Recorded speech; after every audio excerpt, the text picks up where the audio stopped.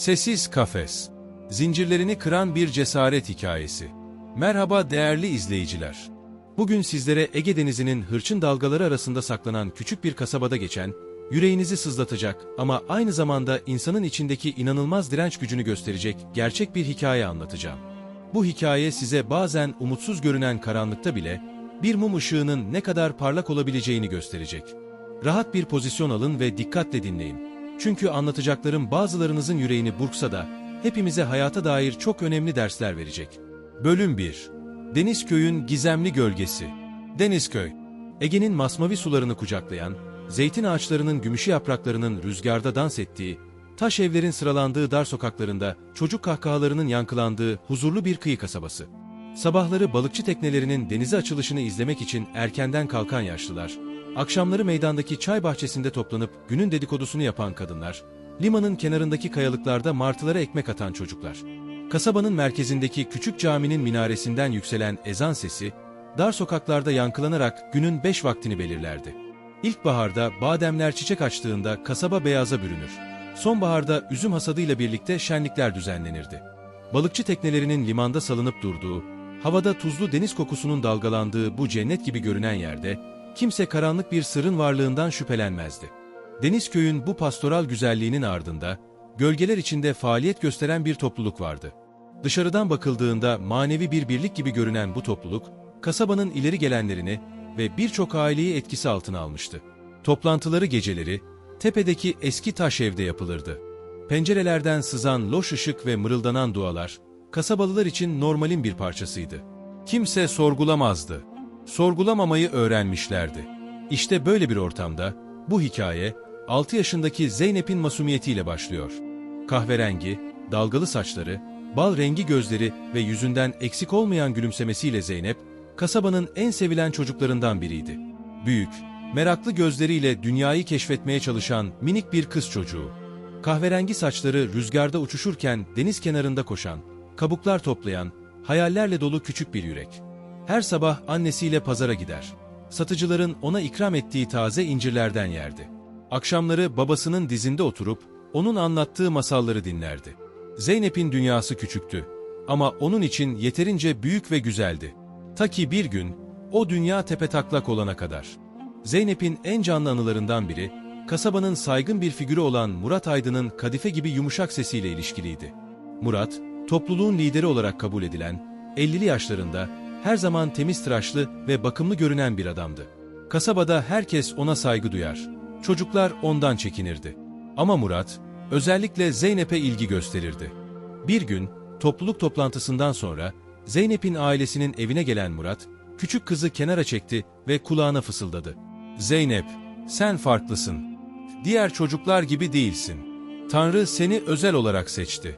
Bu, bizim aramızdaki sır olacak." Zeynep, bu sözlerin ne anlama geldiğini tam olarak kavrayamasa da, bir yetişkinin, özellikle de herkesin saygı duyduğu birinin ona özel ilgi göstermesi onu gururlandırmıştı. O gün evden ayrılırken Murat, Zeynep'in anne ve babasına dönüp, "Kızınızın özel bir ruhu var. Onunla ilgilenmeme izin verirseniz, ona yol gösterebilirim," dedi. Anne Ayşe ve baba İsmail, gözlerinde minnet dolu bakışlarla bu teklifi kabul ettiler. Onlar için bu, büyük bir onurdu. Topluluğun lideri kızlarıyla özel olarak ilgilenecekti. Kasabada herkes onları kıskanacaktı. O sıcak yaz akşamında, kasabanın tepesindeki eski taş evin loş bir odasında, Murat kutsal oyunlar dediği bir şeye başladı. Zeynep, annesinin en güzel elbisesini giymişti. Saçları özenle taranmış, yanaklarına hafif allık sürülmüştü. Odaya girdiğinde Murat tek başınaydı. Yerde serili kalın bir halının üzerinde oturuyordu. Etrafta mumlar yanıyor. Tütsü kokusu havayı dolduruyordu. "Gel Zeynep, yanıma otur," dedi Murat yumuşak bir sesle. "Bugün sana Tanrı'nın yolunu öğreteceğim." Zeynep çekinerek yaklaştı ve Murat'ın yanına oturdu. İlk başta Murat ona kutsal kitaptan bölümler okudu, şarkılar söyletti. Sonra aniden sesi değişti, gözleri karardı. "Şimdi gerçek eğitim başlıyor, Zeynep. Bu bizim sırrımız olacak." İlk başta dokunuşları nazikti. Ama Zeynep içinde bir şeylerin korkunç derecede yanlış olduğunu hissediyordu. Küçük kalbi göğsünde çılgınca atarken, vücudu donmuş gibi hareket edemiyordu. Murat'ın elleri onun üzerinde gezinirken, sözleri zihnine kazındı. "Bu, Karın koca arasındaki kutsal bir bağ, Zeynep. Annen ve baban bile bunu biliyor. Sen artık benim karımsın ve bu bizim sırrımız olmalı. Zeynep'in gözleri yaşlarla doldu. Korku ve utanç minik bedenini sardı. İçinden bir ses kaç diye bağırıyordu. Ama bacakları taş kesilmişti. Murat'ın sesi ağır bir zincir gibiydi. Onu sessizliğe mahkum eden bir zincir. Bu sevgi, Zeynep, kimseye söylememelisin. Sırlar bizi korur. Eğer birine anlatırsan, ailene kötü şeyler olur. Bunu istemezsin, değil mi? Zeynep ağlayarak başını iki yana salladı. Hayır, ailesine bir şey olsun istemezdi. O gece, minik ruhunda derin yaralar açılırken, Zeynep susmayı öğrendi. İçindeki çığlıkları bastırdı.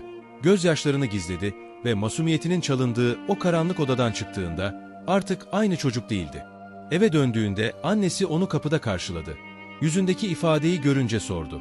"Ne oldu Zeynep? Neden ağladın?" Zeynep cevap vermek istedi. Her şeyi anlatmak istedi. Ama Murat'ın tehditleri kulaklarında çınlıyordu. Yutkundu ve "Hiçbir şey, anne. Sadece yoruldum," dedi.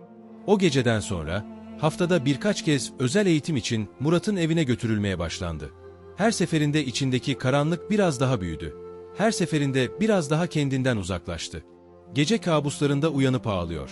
Gündüzleri arkadaşlarıyla oynarken aniden donup kalıyordu. Bir gün en yakın arkadaşı Elif'e bütün sırrını anlatmaya karar verdi. Belki o zaman bu kabus biterdi. Ama daha cümlesini tamamlamadan Murat uzaktan göründü. Gözlerindeki tehdit Zeynep'i tekrar suskunluğa itti. Bölüm 2. Sevgi kılıfında bir kafes. Zeynep'in ailesi, kasabanın sözde kutsal geleneklerine bağlı anne Ayşe ve baba İsmail, bu korkunç yalanı sürdürdü. Her ikisi de topluluğun aktif üyeleriydi ve liderleri Murat'ın her dediğini sorgulamadan kabul ediyorlardı.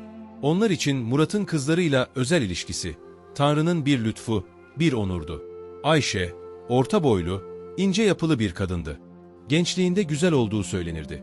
Ama şimdi yüzündeki derin çizgiler ve gözlerindeki sürekli korku, onu olduğundan yaşlı gösteriyordu. İsmail ise sert görünümlü, az konuşan bir balıkçıydı. Teknesiyle her sabah şafak sökmeden denize açılır. Akşam güneş batarken eve dönerdi. Karısının aksine, yüzünde hiçbir duygu izi taşımazdı. Murat'a damadımız diyor. Kızlarının evliliğini kutsal bir onur gibi sunuyorlardı. Her sabah Ayşe, Zeynep'in saçlarını özenle tararken elleri titrerdi. "Git, kocana saygı göster, Zeynep. Onun gözüne girmelisin. Bizim için, topluluğumuz için çok önemli." Zeynep, annesinin gözlerindeki korkuyu fark ediyor ama anlayamıyordu. Bazen ona sarılmak, ağlamak, her şeyi anlatmak isterdi. Ama annesi bile onu anlayamazdı. Ya da anlamak istemiyordu. İsmail ise kızını Murat'ın evine götürürken dualar mırıldanırdı. "Bu, Tanrı'nın istediği. Kızımız kutsanmış." Ancak bazen, özellikle geceleri Zeynep ağladığında, İsmail'in gözlerinde bir tereddüt görülürdü. Bir baba olarak içgüdüleri, bir şeylerin yanlış olduğunu fısıldıyordu. Ama o sesi bastırıyordu. Topluluk ve Murat için. Zeynep 8 yaşına geldiğinde, artık eskisi gibi neşeli bir çocuk değildi. Gözlerindeki ışık sönmüş, kahkahaları sessizleşmişti. Okuldaki öğretmenleri bu değişimi fark etmiş. Hatta birkaç kez aileyle görüşmek istemişlerdi. Ama her seferinde İsmail, "Kızımız biraz hassas, biraz çekingen. Endişelenecek bir şey yok," diyerek konuyu kapatmıştı. Zeynep büyüdükçe, içinde yaşadığı kafesin demirlerini daha net görmeye başladı. Diğer kızlar oyunlar oynarken, erkeklerle şakalaşırken, o uzakta durur, kendi içine kapanırdı. Gündüzleri diğer çocuklar gibi neşeli görünmeye çalışır. Geceleri ise Murat'ın oyunları ruhunu karanlığa sürüklerdi. Kimse onun sessiz çığlıklarını duymuyordu. 9 yaşında ilk kez kaçmayı denedi. Bir gece herkes uyurken küçük bir çantaya birkaç parça eşya koydu ve penceresinden dışarı tırmandı. Ay ışığının rehberliğinde kasabanın dar sokaklarından geçip sahile ulaştı. Orada kayalıkların üzerinde oturup ağladı. Nereye gidebilirdi ki? Kimi tanıyordu ki? Kim ona inanırdı ki? Şafak sökerken yorgun ve aç bir halde eve döndü. Kimse onun yokluğunu fark etmemişti bile. Bu, içindeki umudu biraz daha kırdı. 11 yaşına geldiğinde Zeynep artık tamamen içine kapanmış bir kız çocuğuydu. Sadece dersleriyle ilgileniyor, kitaplara sığınıyordu. Kitaplar ona başka dünyaların kapılarını açıyor. Kısa süreli de olsa kaçış imkanı sunuyordu. Özellikle peri masallarını seviyordu. Belki bir gün bir prens onu bu zindandan kurtarırdı. 13 yaşına geldiğinde artık bir genç kıza dönüşmeye başlamıştı Zeynep. Vücudu değişiyor, zihni olgunlaşıyordu. İşte o zaman kasabanın meydanında bir nişan töreni düzenlendi. Meydan beyaz güllerle süslenmiş, ilahiler söyleniyor. Herkes en güzel kıyafetlerini giymişti. Topluluk üyeleri ve kasabalılar toplanmış, bu kutsal birleşmeyi kutlamak için gelmişlerdi. Zeynep pembe bir elbiseyle kalabalığın önünde duruyordu. Saçları özenle örülmüş, boynuna ince bir kolye takılmıştı.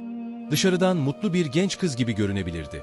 Ama gözlerindeki donuk bakışlar içindeki fırtınayı ele veriyordu. Kalbi göğsünde ağır ağır çarpıyor, midesi bulanıyordu. Bu nasıl bir kabustu? Murat, kalabalığın önünde ona yaklaştı. Elini tuttu ve herkesin duyabileceği bir sesle, "Güzel görünüyorsun, karım," dedi. Zeynep'in tüyleri diken diken oldu. Bu kelime karım onu hasta ediyordu. Kalabalık alkışlıyor. Herkes mutluluktan bahsediyordu. Bazı kadınlar ağlıyor. Bazı erkekler gururla başlarını sallıyordu. Ama kimse, hiç kimse Zeynep'in gözlerindeki çaresizliği görmüyordu. Törenden sonra büyük bir ziyafet verildi. Masalar yemeklerle doluydu. Müzik çalınıyor, danslar ediliyordu. Zeynep bir köşede oturmuş, tabağındaki yemeğe dokunmadan öylece bakıyordu.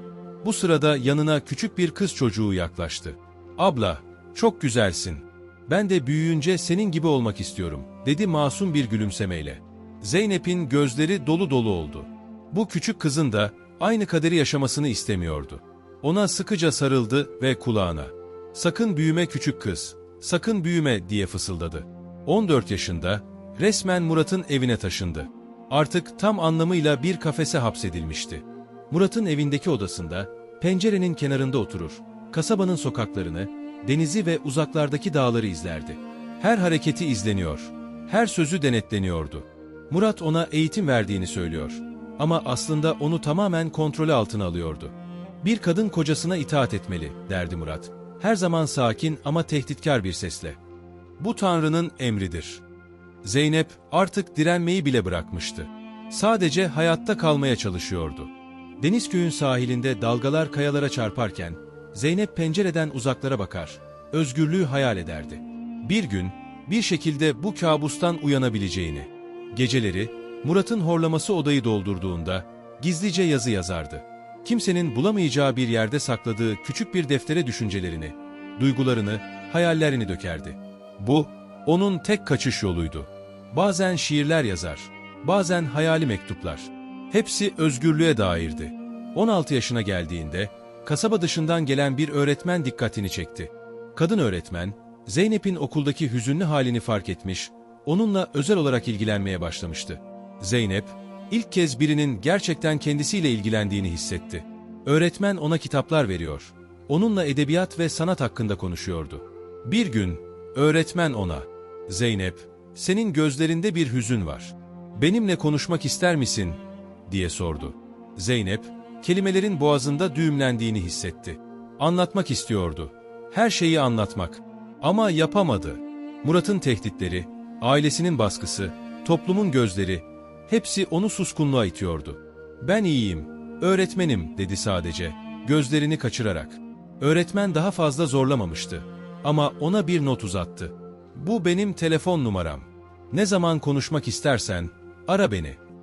Zeynep notu gizlice cebine koydu. Ama asla aramaya cesaret edemedi. Birkaç ay sonra öğretmen başka bir okula tayin oldu. Ve Zeynep'in hayatından çıktı. Bu, küçük bir umut ışığının daha sönmesi demekti. Bölüm 3. Karanlıkta bir ışık. 2010'un kasvetli bir Kasım gecesinde, fırtına pencereleri döverken Zeynep dayanılmaz karın ağrılarıyla kıvranıyordu. Aylardır sağlığı kötüye gidiyordu. Sürekli yorgun, sürekli hasta hissediyordu. Ama bu gece acı dayanılmazdı. Murat evde yoktu. Kasaba dışında bir toplantıya gitmişti. Zeynep, acıyla kıvranarak annesi Ayşe'yi aradı.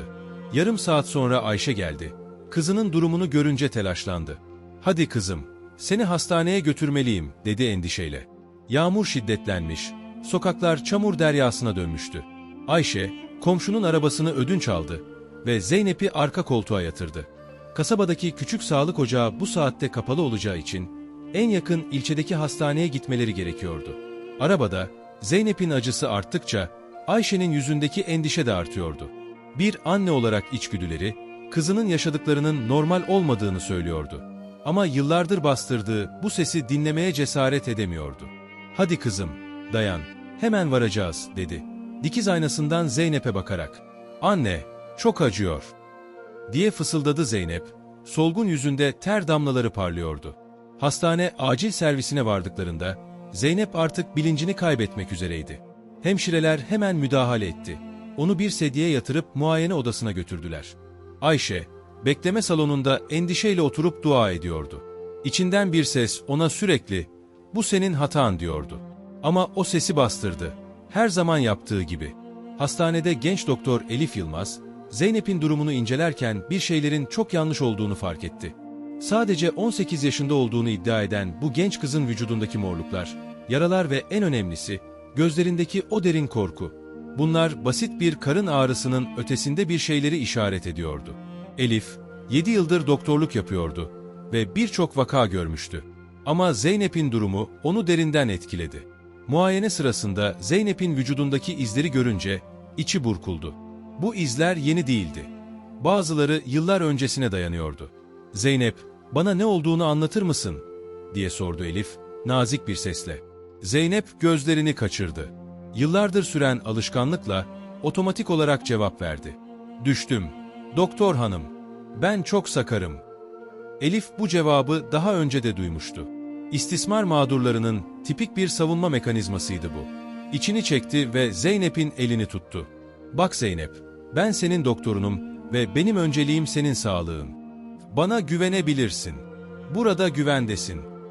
Zeynep, uzun zamandır duymadığı bu samimi şefkat karşısında gözyaşlarına boğuldu.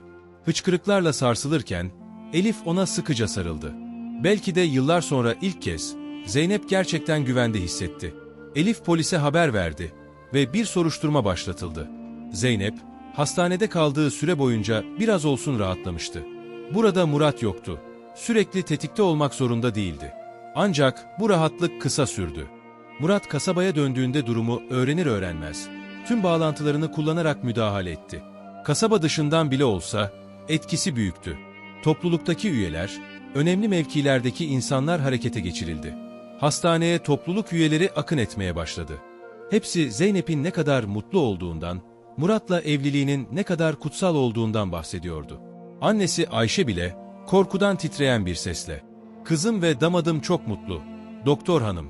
Bu sadece bir yanlış anlaşılma," diyordu. Kasabadan gelen baskı arttıkça soruşturma zorlaşıyordu. Sonunda Murat, avukatıyla birlikte hastaneye geldi. Zeynep'i görmeden önce onu tehdit etmeyi unutmadı. "Bir şey söylersen aileni mahvederim. Annen, baban, hepsi sokakta kalır. Kimse onlara iş vermez. Kimse onlarla konuşmaz. Bunu istiyor musun?" Zeynep, korkuyla titreyerek başını iki yana salladı. Murat gülümsedi. "Akıllı kızsın. Şimdi git ve onlara evliliğimizin ne kadar mutlu olduğunu anlat." Ve Zeynep yine boyun eğdi. Polis sorgu odasında titrek bir sesle yalan söyledi. "Evet, kendi isteğimle evlendim. 17 yaşındayım ve Murat benim kocam. Çok mutluyuz." Savcı, Zeynep'in yaşını doğrulamak için doğum belgesi istedi.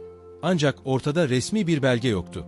Topluluk, yıllardır belgelerle oynamış, kayıtları değiştirmişti. Bunun üzerine savcı, kemik yaşı testi istedi. Murat ve topluluğu buna da bir çözüm buldu. Topluluktan 21 yaşındaki Canan, Zeynep'in yerine teste gönderildi. Rapor, Zeynep'in 21 yaşında olduğunu iddia ediyordu. Şubat 2011'de dava kapatıldı ve Zeynep tekrar o korkunç eve geri gönderildi. Ancak bu süreçte Zeynep'in hayatına bir ışık girdi. Doktor Elif Yılmaz. Elif bu karardan derin rahatsızlık duydu. Zeynep'in gözlerindeki o korku dolu bakışı unutamıyordu. İçinde bir şeylerin hala yanlış olduğuna dair kuvvetli bir sezgi vardı. Hastaneden ayrılırken Zeynep'e gizlice bir not verdi. "Bu benim kişisel numaram. Ne zaman yardıma ihtiyacın olursa ara. Gece veya gündüz, fark etmez." Zeynep notu aldı ve iç çamaşırına dikti. Kimsenin bulamayacağı bir yere.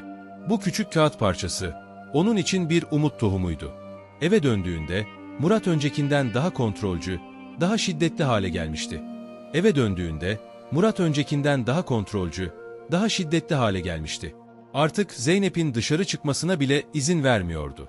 Pencereler sürekli kapalı tutuluyor, kapılar kilitleniyordu. Murat ona her gün hatırlatıyordu. "Bana ihanet ettin. Şimdi bunun bedelini ödeyeceksin." Zeynep'in tek tesellisi, iç çamaşırına diktiği küçük kağıt parçasıydı. Geceleri, Murat uyuduğunda o notu çıkarır. Karanlıkta Elif'in numarasına bakardı. Henüz aramaya cesareti yoktu. Ama o numara ona umut veriyordu. Dışarıda, bu cehennemin ötesinde birileri olduğunu hatırlatıyordu. Aylar geçti. Zeynep artık 19 yaşındaydı. Ama ruhu çoktan yaşlanmıştı. Günlerini Murat'ın evinde bir hayalet gibi geçiriyor. Kendisine verilen görevleri sessizce yerine getiriyordu. Ancak içinde bir şey değişmişti.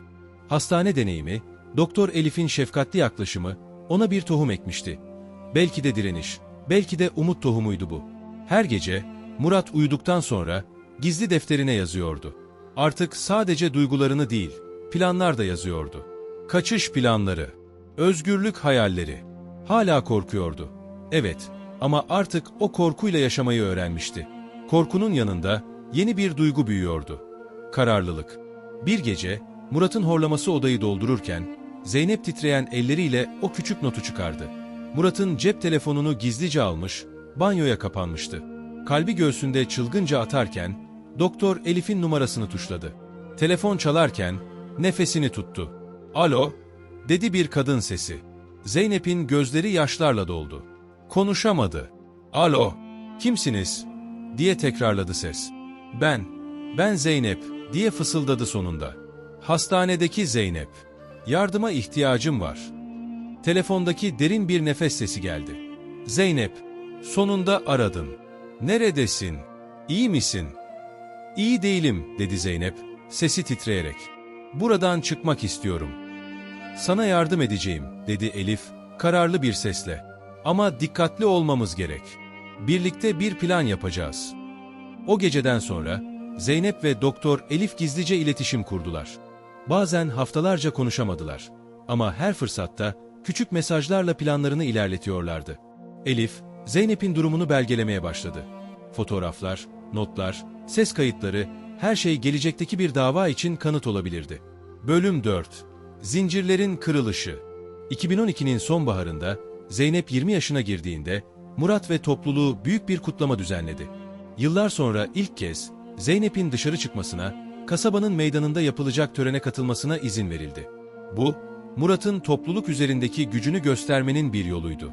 Zeynep için ise bu uzun zamandır beklediği fırsattı. Hazırlıklar yapılırken Zeynep gizlice Doktor Elif'le iletişime geçti.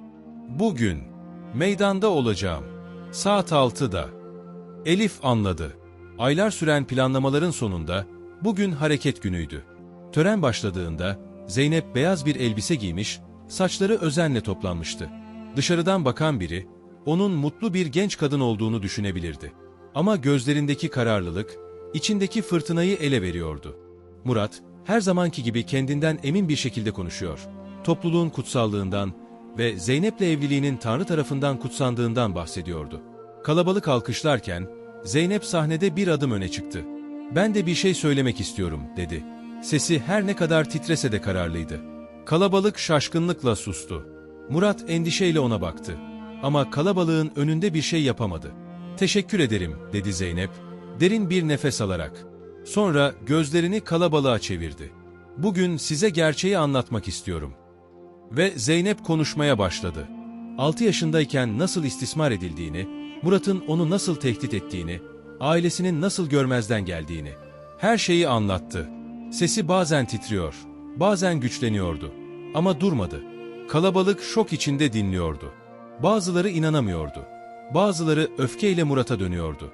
Zeynep'in annesi Ayşe, elleriyle ağzını kapatmış, gözyaşları içinde kızına bakıyordu. Belki de ilk kez, yıllardır bastırdığı gerçeklerle yüzleşiyordu. Murat, Zeynep'i durdurmaya çalıştı. Ama bu sefer başaramadı. Çünkü kalabalığın arasından Doktor Elif ve yanında 2 polis memuru ilerliyordu.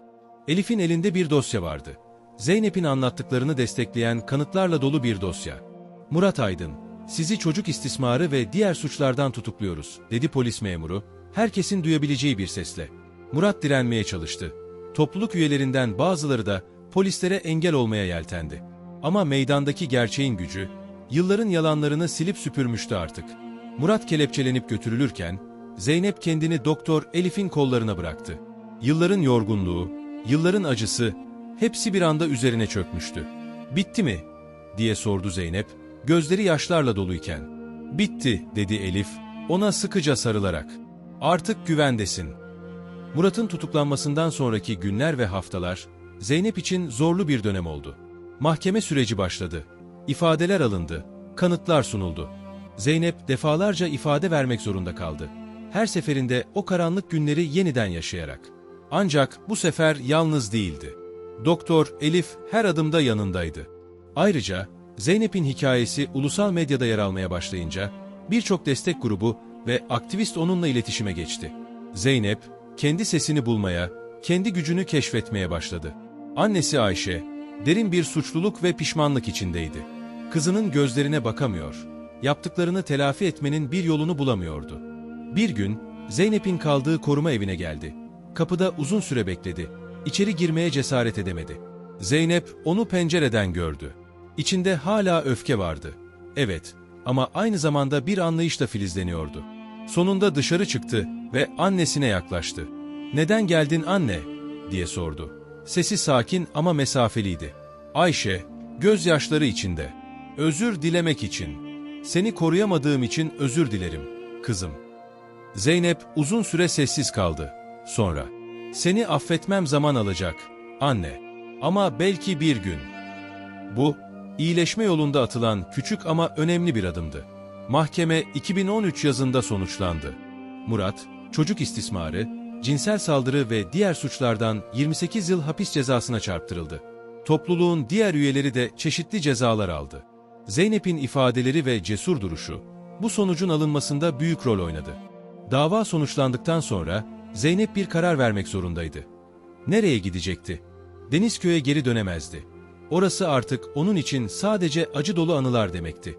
Doktor Elif ona bir öneri sundu. "İstersen İstanbul'a gelebilirsin. Orada yeni bir başlangıç yapabilirsin. Eğitimini tamamlayabilirsin." Zeynep bu öneriyi kabul etti. 2013 sonbaharında İstanbul'a taşındı ve bir yandan psikolojik destek alırken bir yandan da açık öğretim lisesine yazıldı.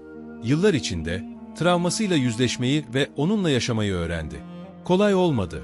Kabuslar, anksiyete atakları, güven sorunları, hepsiyle mücadele etmek zorundaydı. Ama aynı zamanda içindeki inanılmaz gücü de keşfetti. Liseden mezun olduktan sonra üniversiteye girmek için sınavlara hazırlandı. 2016'da İstanbul Üniversitesi Psikoloji bölümünü kazandı. Amacı belliydi. Kendisi gibi travma yaşamış insanlara yardım etmek. Üniversite yıllarında kendi hikayesini bir kitaba dönüştürdü. Sessiz Kafes. Kitap, hem bir itiraf hem bir meydan okuma, hem bir ağıt hem bir zafer şarkısıydı. Yayınlandığında büyük ilgi gördü ve benzer deneyimler yaşayan birçok insana umut verdi. 2022'de Zeynep artık 30 yaşında, başarılı bir psikolog ve yazardı. Çocuk istismarı ve kadına şiddet konularında çalışan bir sivil toplum kuruluşunda görev yapıyor. Seminerler veriyor, mağdurlara destek oluyordu. Bir yaz günü, İstanbul'daki ofisinde oturmuş, yeni bir vaka üzerinde çalışırken, sekreteri içeri girdi. "Zeynep Hanım, dışarıda biri sizi görmek istiyor. Adı Elif." Zeynep gülümsedi. Doktor Elif Yılmaz, yıllar içinde sadece bir kurtarıcı değil, bir arkadaş, bir mentor haline gelmişti. Ayağa kalktı ve kapıya yöneldi. "Hemen geliyorum." Koridora çıktığında, bekleme salonunda oturan kadın ona doğru döndü. Ama bu doktor Elif değildi.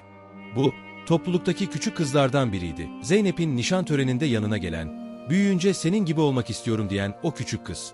Şimdi genç bir kadın olmuştu. "Merhaba Zeynep abla," dedi genç kadın, gözlerinde yaşlarla. "Beni hatırladın mı? Ben Elif, küçük Elif. Senin sayende kurtuldum. Senin cesaretin sayesinde, ben ve diğerleri." Zeynep ona sarıldı, gözyaşları içinde. İşte o zaman anladı. Bazen karanlıkta yakılan küçük bir mum, başka mumları da tutuşturabilir. Ve yeterince mum yanarsa, karanlık sonsuza dek süremez. "Hoş geldin Elif," dedi Zeynep. Sesi güçlü ve kararlıydı. "Birlikte yürüyeceğimiz daha çok yol var." Ve böylece, bir zamanlar sessiz bir kafeste tutsak olan küçük kız, şimdi özgürlüğünün ve gücünün sesini bulmuştu. Evet, yaralar hala oradaydı ve belki de tamamen iyileşmeyecekti. Ama o yaralar artık onu zayıflatmıyor. Tam tersine, başkalarına yardım etmek, dünyayı değiştirmek için ona güç veriyordu. Çünkü Zeynep artık biliyordu. Bazen en karanlık geceler, en parlak yıldızları görmenizi sağlar. Son söz. Sevgili izleyiciler, Zeynep'in hikayesi maalesef dünyamızda pek çok çocuğun yaşadığı gerçeklerin bir yansıması. Bu belgeseli hazırlarken amacımız sadece bir mağduriyet hikayesi anlatmak değil, aynı zamanda cesaret, dayanıklılık ve değişim gücü hakkında da konuşmaktı. Zeynep bugün, kendi yaşadıklarını dönüştürerek başkalarına umut veren bir kadın. Onun hikayesinden öğrenebileceğimiz en önemli ders belki de şu: sesimizi bulduğumuzda zincirlerimizi kırabiliriz. Çocuk istismarı ve kadına şiddet konularında farkındalık yaratmak, bu sorunların konuşulmasını sağlamak hepimizin sorumluluğu. Karanlıkta kalan hiçbir çocuk olmasın diye. Sessiz kafesin zincirlerini kırmak için önce sessizliği bozmamız gerekiyor. Zeynep bunu başardı. Siz de başarabilirsiniz. Teşekkürler.